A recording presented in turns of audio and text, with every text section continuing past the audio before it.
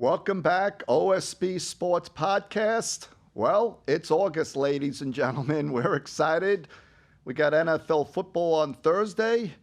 This show is powered by OnlineSportsBet.com. I'm sitting here with my co-host, Mr. Ted Brooks from Sports Profit, and we're going to be getting into a couple interesting topics today. We'll be breaking down the Thursday night game, of course, and we have a couple interesting things going on. Ted, what's going on, my friend? What's happening, Tommy? Missed you last week. Glad to be back this week. It's just me and you this week. We're gonna carry the show here. We'll have some other guests back next week. Well, listen, we got football here starting on Thursday, and I think there's a lot of opportunity in NFL if you look for the right type of teams to play and coaches that have shown some success over the years. But we're going to be looking at three topics here. We're going to be breaking down the Jet-Browns game, Hall of Fame game Thursday. We're going to be talking about what teams, what coaches have done well over the years in preseason football. There is a trend. And then we're going to be talking about, from a handicapping standpoint, what makes a good handicapping customer and what makes a good handicapper advising clients. So let's start off. What do you think of this? What do you think of this game Thursday night, Jets-Browns? So, good question. Now, what I'm going to be looking at here is a couple things. I'm going to be talking about trends, just like you said. There really are trends, Tommy, for betting preseason football. And those trends have changed post-COVID, because obviously pre-COVID you had 4 games. Post-COVID, now you're only looking at 3 games. So back in the day, it was always the third game. The third game, it was the game for starters to stay in as much as possible and to really showcase what they got. Now it's a little bit different. Using some trends, I'm going to be looking at this Jets-Browns game and a couple trends that I'm going to look at. So when I look at coaching, like you said, I look at coaches that like to win in the preseason. Now, you got to be careful with first-year coaches, because a lot of times what will happen is a first-year coach will really want to win, but then after that first year, he doesn't really care much about the preseason. And then, of course, you have your coaches that care about the preseason every year. So when I look at Robert Saleh, this is his third year. His first year, he did very well in the preseason. He went 2-0. Second year, preseason, 3-0. So I look at that, and it shows me that he looks like he's the type of coach that likes to win in the preseason. Then I look at Cleveland's coach, first year, 3-0. Second year, 1-2. So the Cleveland coach probably looks like the type of coach that maybe doesn't really care as much. So I look at coaches, number 1. I look at QB depth, number 2. We all know Aaron Rodgers is the starting quarterback for the Jets. Probably won't be getting much playing time. Both coaches already announced that they're not going to put their starters or veterans in this game. So that's already established. Correct. So the depth is what's important here. And I look at 2 players. I look at Zach Wilson. He's second-string quarterback. He wants to show some performance here. He lost his job to Aaron Rodgers. And I look at the 4th-string quarterback, Chris Strivler, who last year in preseason went 24 for 33, 277 yards, 5 touchdowns, 1 interception. And when I look at that coaching and QB depth for the Jets, it makes me like the Jets. I got to agree. First of all, the line is 1.5 right now. I looked at BetMGM and FanDuel. So the Jets are 1.5 favorite. Totals 33.5. First few weeks of NFL, the lines are going to be tight between 1 and 3. Couple interesting stats I pulled up. Last 5 games, the Jets are 5-0 on the under, 7-0.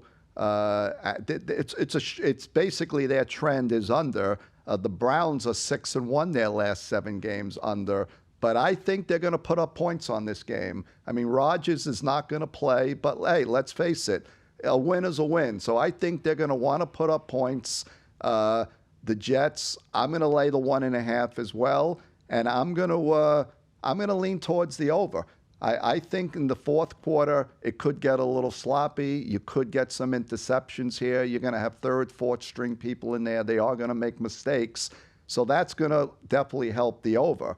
So I wouldn't put a hell of a lot onto this game, but I'm going to lay the 1.5 with the Jets, and I'm going to go over for the cover.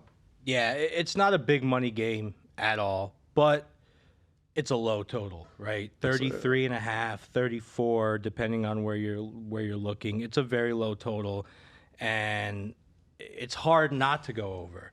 I'm personally not putting any money on this total. No. I am going to put some money on the Jets because of those factors that I talked about before.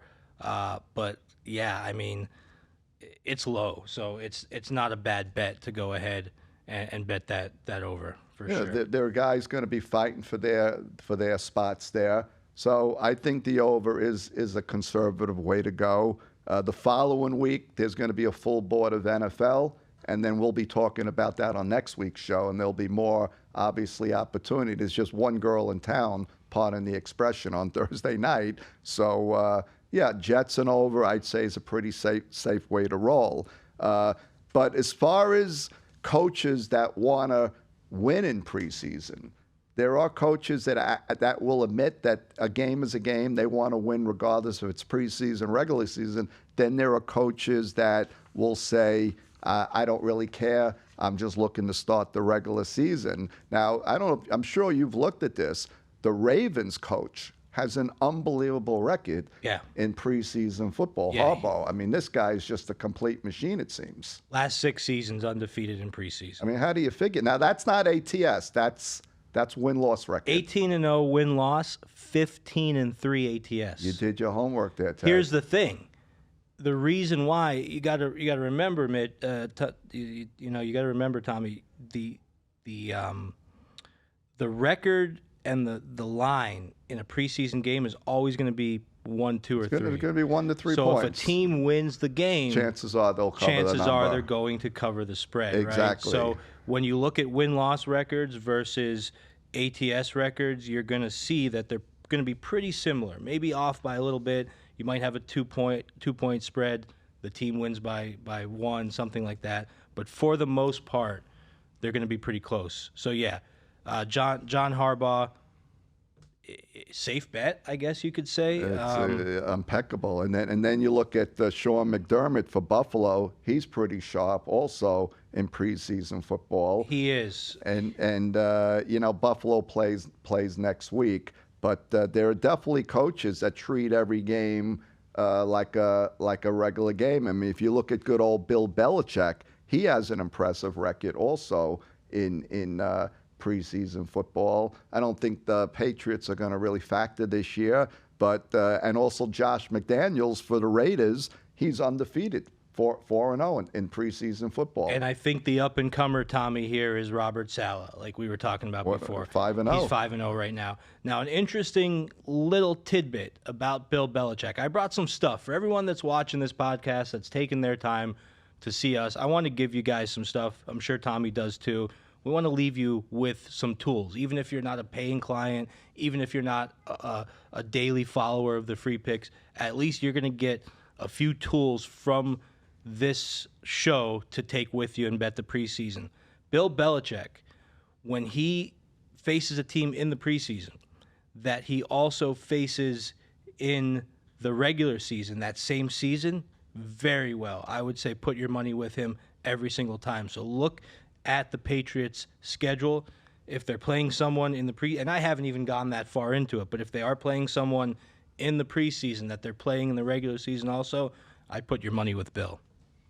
Yeah, I mean, once again, you have coaches that have done just horrible in preseason and then do really, really good in the regular season. Once you get to week 3, then I don't think any coach wants to really have a loss going into. I've always looked at it. You don't want to have a loss going into the regular season, but it'll be interesting to see what trends. I think some veterans would play in the game 2 and game 3. I mean, it would be interesting to see when they put Rodgers in. They say they're not going to play him on the game on Thursday, but I'm sure he's going to take some snaps during preseason. I have another interesting trend for you, Tommy. All right. So You talked about 0-3, teams not wanting to go 0-3, right? So there's a trend around that. So when you have a team that's and this is just for the last 2 years because now there's 3 games. When you have a team that's 0-2 facing a team that's 2-0 preseason, in that third game, the 0-2 team wins and covers about 70% of the time. That's an so that's interesting proof. stat. That's proof that that team really doesn't want to go 0-3 in that preseason game. And one more trend for you. I brought a bunch.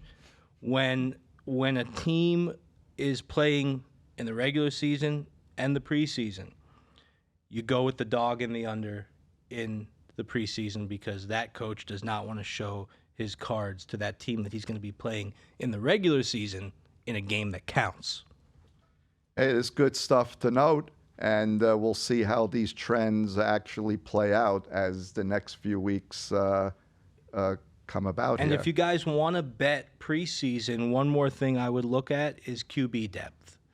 Look at the third string and look at the second string, but look at the third string and the fourth string quarterback. So when you're comparing two teams to bet in the preseason, the two biggest check boxes, in my opinion, are coaching and quarterback depth. Whoever wins in those two categories is going to have a 65 or better % chance of winning and covering that game.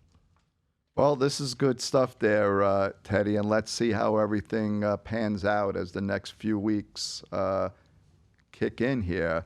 But I wanted to talk about, we are in the picks business, both of us, and we've been in the handicapping, arena for many, many years. And two topics here that I want to go over here.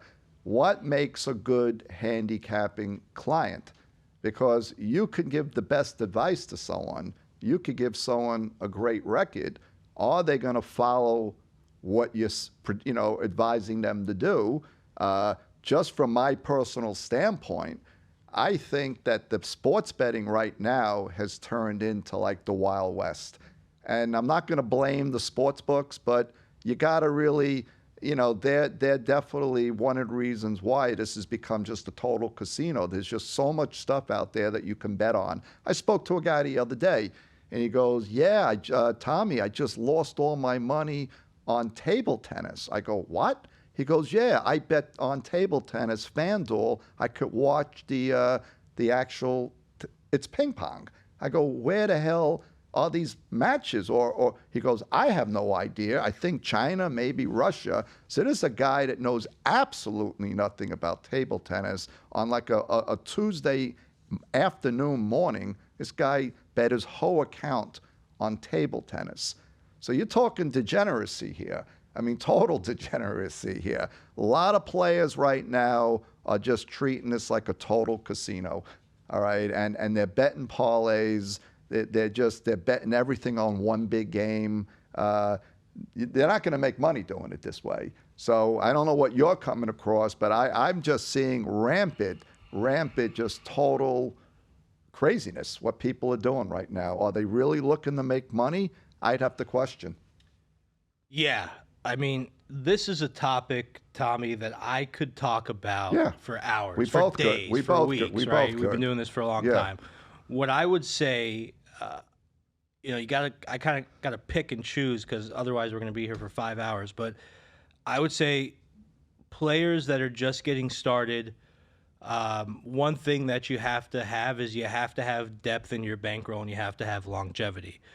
I'll talk to people and they'll say, hey, Teddy, I want to bet, $500 a game. I want to work with you. I get people that DM me saying, hey, I want to bet $500 a game. I want to be a serious player. I want to work with you. And come to find out, these guys are saying they want to bet $500 a game. They have $500 to bet with, right? So they're basically coming to us and they want to bet their entire bankroll on one game. So that's number one. You got to plan and strategize your bankroll. We are better than the public as far as our games and what we do, but we're not gods, right? We're not predictors of the future. So we're going to have losses, and you got to be able to sustain those losses to enjoy the winning. And if you can't, then you're going to have a bad taste in your mouth about us as an advisor when it's really not our fault. And then the other thing is just control, like you said. People. I'll give a story. I had a player. He reached out to me maybe a month ago, not a long time ago, and he said, "Hey, Teddy, I have $15,000 to bet with. Right? I want to bet about. I want you to tell me what to do. I want you to help me. I've been betting for a couple years now. I can't seem to get anywhere." So we were betting about $500 to $1,000 per game, and I had this player up about 3,000 or 4,000 over a couple weeks. Nothing crazy, slow and steady, just picking a few games a week. I'm cautious. If anyone's curious, when I work with bigger clients, I don't just throw 3 games a day. So we were up about 4,000, let's call it. So now this gentleman, started with $15,000 bankroll, up 4,000. He calls me actually while I'm in the Keys on vacation. With I can hear the almost the tears in his voice, and he said, "Teddy, I don't know what to do. I'm out of money. Yep. I have no money to bet with. It's not your fault. I love what you're doing for me. What do we do?" And he had paid me. And I know he didn't ask me, but I know he was waiting for me to say, "Well, let me send you back the money that you paid me, and we can work with that." But, I just said, I don't know what I could do for you. This is why I tell my players, don't be stupid. And what he blew it on was UFC. He just bet a bunch of UFC in one night, blew like $10K on UFC in one night. And so that's number one is manage your bankroll, play within your means, play with what you can afford to lose, and prepare for the droughts. If you want to enjoy the good times, you have to be able to get through the bad times, the old saying goes. And, of course, stay away from parlays. Yeah, you got to have self-control. Like I always say, do you want to run this like a business or do you want to run it like a casino? If you run it like a casino, the casino's going to get the best of you. But what I finding is, I'll use just any example. There might be a baseball game going off at 6:05. I'll get a text, "Tommy, the game's going off in 10 minutes. Who do you like?" Well, what's to say that that's even a good game to bet on? Is it a good number? Is there any trends? When a guy texts me, "Tommy, the game's going off in 10 minutes. I got to get my action in." That's a guy that's just a total degenerate because he's just betting anything that he can get his hands on. You got to pick your spots here. I bet numbers. I don't bet games. On 1 o'clock on a Sunday, NFL, yeah, I'm sure I'm going to have something. But I think a lot of players are betting every game at 1 o'clock. Yeah. And they're putting it in a parlay. And it's just lunacy what's going on out there. You got to treat this like a business. You got to play the same on each game. If you pick up X amount of net winners in the end of the week, you're going to make money. We could say it all day long. Are people going to listen to you? That's a whole nother story. But a lot of players are looking to make the big hit overnight, and it's just not going to happen. I don't know if you agree. I would say about 5 to 10% of my clients actually listen to me. I would say that's it's a good number. And stay away. Yeah. And are careful. And listen, that's part of what I like. I mean, I like to leave people with to become a better than they were when they started, knowing to cut back on their bets, knowing to not bet as much, knowing, for me, a big thing is teaching people that you don't have to bet these big primetime games, Monday Night Football, exactly, Thursday Night Football. It's like people have to bet these games, and usually there's less value in those games than most games. There's even like the Super Bowl. I don't bet the Super Bowl. I don't advise on the Super Bowl. That's the classic example. Yeah. The Super Bowl, everyone obviously loves the Super Bowl. It might not be a good betting game. Right. But it usually isn't. It usually isn't. I tell people play squares. Have some fun. Exactly. So, you have to come into this market with realistic expectations. All right. You pick more winners and losers. You play the same on each game. You stay off the parlays. You're going to make a couple of bucks. It's not a sprint. It's a marathon. It is a marathon, and people don't have that mentality. Now, flipping it around, you mentioned the sports book. So yeah, I do blame the sports books. I blame the people that are marketing for the sports books. You you meet these people at these conventions. I know we've both been to them, Sure. and they're all about protecting the player Yeah. and protecting the player's safety. But at the end of the day, they want the player to lose, and that's why they're advertising these parlays. That's why they're advertising the type of bets. Now, don't get me wrong.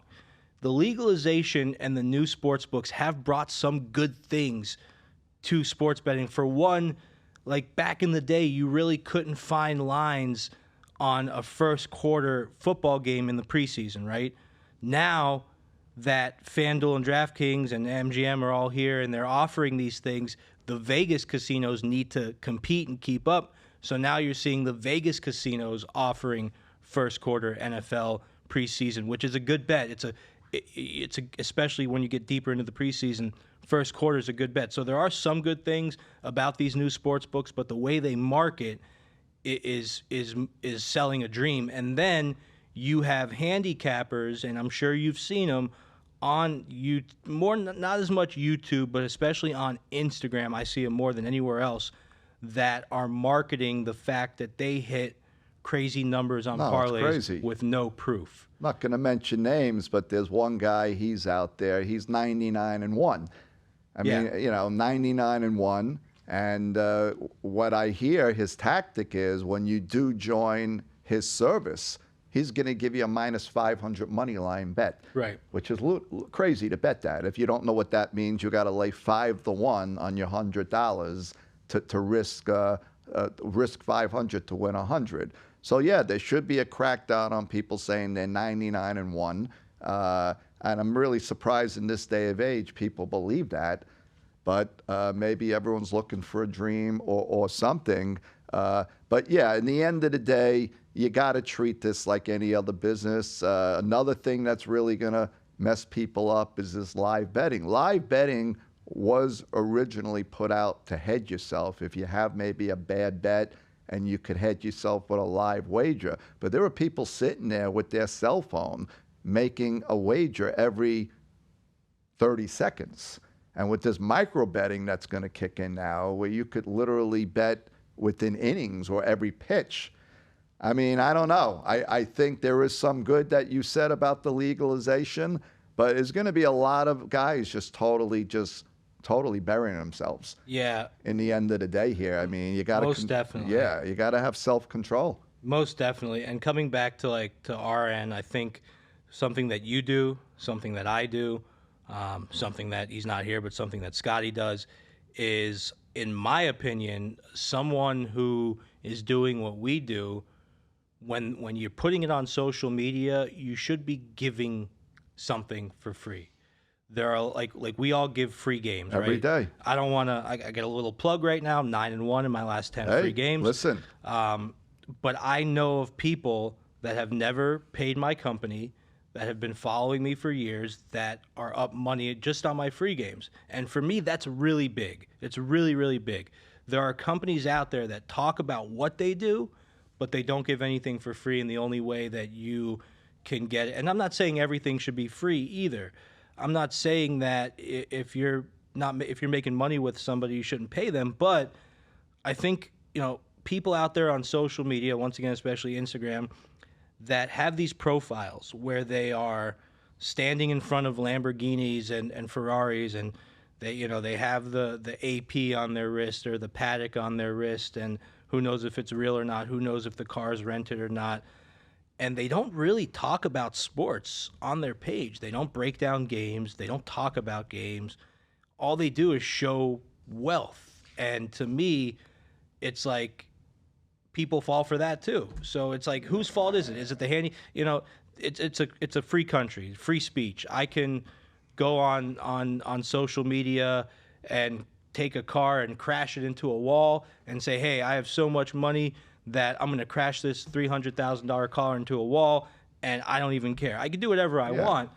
But to me, why do people pay? Why do you think people pay guys on social media that don't show anything about sports and just show wealth? Well, I'm not going to mention names here, but that same Kappa that says he's 99-1, he was also dating this really hot model. Oh, I know who you're talking about now. She's 6 feet tall, not an ounce of body fat on her. He's 5'5".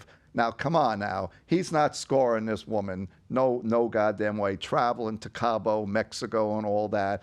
Sitting front seat on front row in Laker game. Oh, you're giving away who it is, Well, Tommy. I mean, listen, I don't want to, I'm not here to defend. I'm not looking to get a lawsuit, but I mean, come on, people, wake up, treat this like a business. And he's not, in my opinion, he's not even the worst. And here's why. He actually has some proven wins, some big underdog wins, some future bets that he's won. So he's actually, I'm talking about guys that it's just like you can't see anything on their page about betting, about like actually winning a game. Who knows what they actually do with their day? Like when you go to, like, you see, we're here, we're talking about sports, we're breaking things down, we have notes, we have the work that we put into this. Exactly. And there's people that do this that do not put an ounce of work into it. All they do is market on social media, and they get paid. And who the hell knows what people are paying them for? They could have a date. They could do something completely different and spend 20 minutes a day making a social media post, and besides that, not do anything else related to sports betting, and you're paying them. Well, it's not good for the business, not good for the industry. Yeah, we got the football season coming up. My only suggestion is, if you're going to come on board, treat this like a business. Absolutely. Have a bankroll, risk 5% of your bankroll every single day. Don't swing for the fences. All right, there's going to be losses in between. And if you do things right, we'll squeak out net winners. One more story, Mitch, Sure. and it just goes on expectations. So when you have all these social media guys saying all this crazy stuff, people's expectations are very high, and you got to be realistic. So I had a client one time betting about $1,000 a game. Nice guy at first. We went 8-0 in our first 8 games that we played, and this guy was loving it. Everything was great. And then in the next 7 games, we went 3-4. So now we're sitting with a record of 11-4. He quit because we went 3-4 in those last 7 games. Totally expectations, totally just skewed and wrong. Sports bettors are superstitious people in nature. I've had situations where you'll go 6-0, 7-0, you'll lose your next game, and you're right, guys disappear. It's a strange business, but in the end of the day, you got to treat it like a business, because if you're risking hard-earned money, and that's why I don't recommend playing on credit with local bookies, because you're betting with money you don't have. Before you know it, you're in the hole, $4,000, $5,000, $6,000, $7,000. You don't want some guy knocking at your door. So play with a legal book, deposit what you could afford to risk. You'll get a bonus, and you got a shot. If you're going to be doing stuff on credit, it's not going to end well. I'll agree with you there 70% of the time. I have seen people, I won't mention names, but I have seen people really get their start by playing on credit. I've seen guys that really just didn't have the cash in the bank, and they started playing credit, and they were able to use that money that they made to really springboard their sports betting careers. But if you don't have the information and you don't know what you're doing, you could get, it's just like life. I mean, if you use credit, if you start a business and you use credit to fund that business, and the business doesn't get that good, quick jump start, you're going to be in trouble if you start. So, yeah, I mean, for the most part, but right now with the legalization, absolutely. I mean, you have the ability to open up multiple sports books, shop the lines. One thing about the guys that offer the credit, the bookies as they're called, usually their lines aren't that great. And now you have the ability to shop the lines with all these sports books, especially like Caesars and MGM and Wynn and Bet Rivers. FanDuel, I've noticed their lines aren't that great. I know you're a FanDuel fan, but I tend to think that they don't feel the need to be competitive with their lines. Well, I think this was a good topic to go over. Where can people find you, Teddy? Where's the best place to find you? So if you want to, like I said, 9-1 in the last 10 games, go to _profits_pick on Instagram. You could also go to our YouTube, youtube.com/@thesportsprofits, or you could go to thesportsprofits.com, just our website. hop on board. Make some money with the free games if you can. If the free games hit a bad stretch and don't do so well, don't judge us strictly on that. That doesn't mean that we're not good at what we do. They do hit some cold streaks once in a while. Right now we're on a hot streak. We hope it continues moving into the football season. I'm excited, Tommy, about 100%. I mean, it all kicks in now. A lot of opportunity early in the season is when you want to be involved. The lines are not tight yet. So I think the first few weeks of NFL, especially college football, you can catch some good numbers there. And if you want a couple of my free picks, you could check me out on Instagram, OSB_sports. My YouTube is OSB-sports, or check out my website, onlinesportsbet.com. We put up multiple articles, videos daily. Yeah, and just to look into the future, we have some college football future predictions for conferences and playoff situations that we're going to be talking about. I'm a college football guy. I do okay in the NFL, but I do much better in college. I like following programs. I like following coaches. That's why the preseason could be good. So excited about the next couple of weeks. No, this is the time of the year to do it. We'll be back next week with another OSB podcast. You could find this show on Apple, Spotify, or wherever you check your podcasts. This is Tommy D signing off. Let's cash some tickets. We'll be back next week.